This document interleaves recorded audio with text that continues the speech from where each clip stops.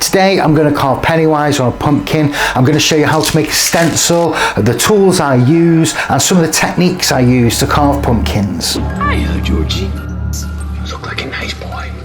So the first thing I'm going to do is make a stencil. Now I'm just going to print a picture out. I'm going to cut that out and stick it to some transfer paper. Now this stuff you can find on Amazon. A lot of pumpkin carvers use this. Cut out a piece of transfer paper, flip that over so the blue side is facing down, and then stick your design to the back of that transfer paper. I'm then going to trim the whole thing down and stick that to my pumpkin. Depending on the shape of your pumpkin and the size of your stencil, you're probably going to need to fold the design at certain parts. Now you can usually hide the folds within the design. So here where the end of the ruffles is before it meets his hair, I'm going to hide 2 folds in there, and then I'm going to space the folds out around the rest of the design. You're better off having lots of smaller folds rather than 1 or 2 big folds. That way then the overall image is, no one part of the image is going to become too distorted. Now once I'm happy with that and it's stuck firmly to my pumpkin, so I'm going to carefully start to pick out the eyes, then the nose, and then I'm going to work around the entire face. It's quite an easy one to carve, this pumpkin, so it's a good one if you're just starting out. This is a good design to go for.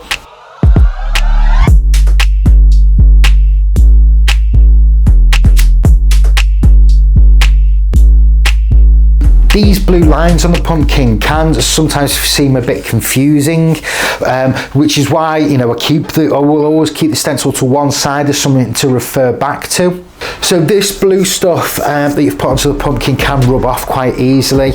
You can go over it with a permanent marker, quite time consuming. So what I tend to do is just be super careful when I'm carving the pumpkin not to rub it off. So I'm right-handed, so I'll tend to start at the bottom right hand of my design and work my way across. That way then when your hand's resting on the pumpkin, you're not going to accidentally rub off any of the design. This lino cutter has become my absolute favourite tool.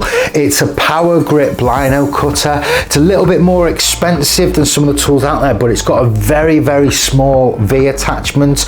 This has been my go-to tool of choice for skimming over the pumpkin. When I first start, I'll usually use this one or sometimes this slightly bigger lino cutter. I'm then going to start to use these micro chisels. I bought these years ago and I've not been able to find another set since. So if you do come across these, let me know. I'd love to pick up a spare set of these myself, but you can just use these wood carving chisels, which are readily available.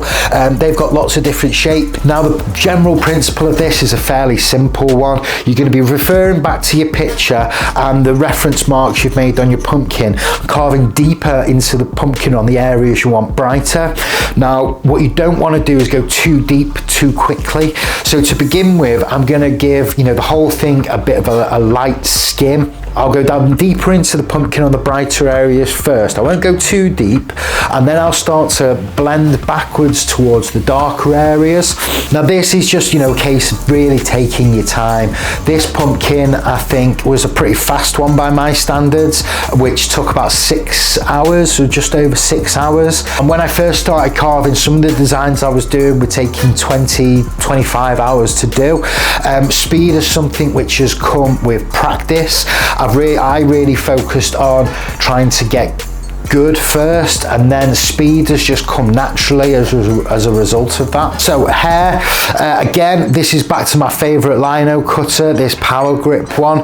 When I'm doing the stencil, I'll just put a few lines on to get the general direction of the hair, and then I'll use this super thin lino cutter to start making very, very light lines in the direction that I want, and I'll start to build that up. It can be quite time consuming, particularly when you start hitting little knobbles in the pumpkin. It's really difficult to get long straight lines, so you're better doing lots and lots of shorter thin strokes which interlace with each other. And then, you know, I think the hair on this pumpkin is, you know, greatly improved based on the hair on my first Pennywise pumpkin. Now the ruffles on the collar, so I'm actually just going to use this lino cutter. What I'm going to do is use this to create a series of elongated triangles, starting with a thin part, and then as I get to the end of the ruffle, I'm just going to turn the lino cutter up so it snaps off the pumpkin to create this sort of, as I say, elongated triangle shape. And I'm going to do that in 3 stages down his neck to give the illusion of 3 rows of ruffles underneath him. Now, smoothing out the pumpkin and blending together, I tend to use this slightly curved, this is one of my wood carving chisels. This basically just allows you to gently, you know, scrape. I'm not applying much pressure with this. I'm really just using it to sort of smooth it out towards the end. Once I am happy with my blending, I'm then going to brighten the whole design up. You can of course go super deep into the pumpkin, but the deeper you go into the pumpkin, the more fibrous it's going to become and the harder it is going to be able to get a smoother finish. So the final tool I use is just a simple spoon. This is what's going to give it the brightness at the end, and I'm going to hollow it out thinner in certain places behind the design. So I like to put my hand on the top of the pumpkin so you can find that point easier when you've got your arm on the inside, and I'm really just going to scrape off thin bits, constantly taking it out, checking the light. As I say, you don't want to take too much off. It's better to take too little off and just keep taking more off than going hell for leather and removing too much in one go.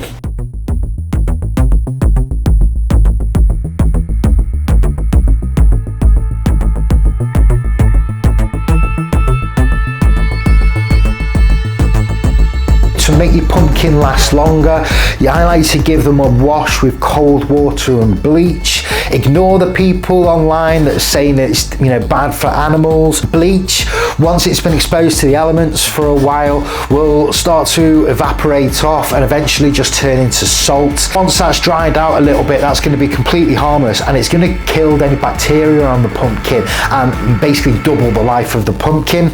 I go into a lot more detail on how to make your pumpkin last longer in this video, so check that one out next. YouTube thinks you might like this video next, so why don't you see if they're right, and you know, like, subscribe to the channel, and I'll see you in the next one.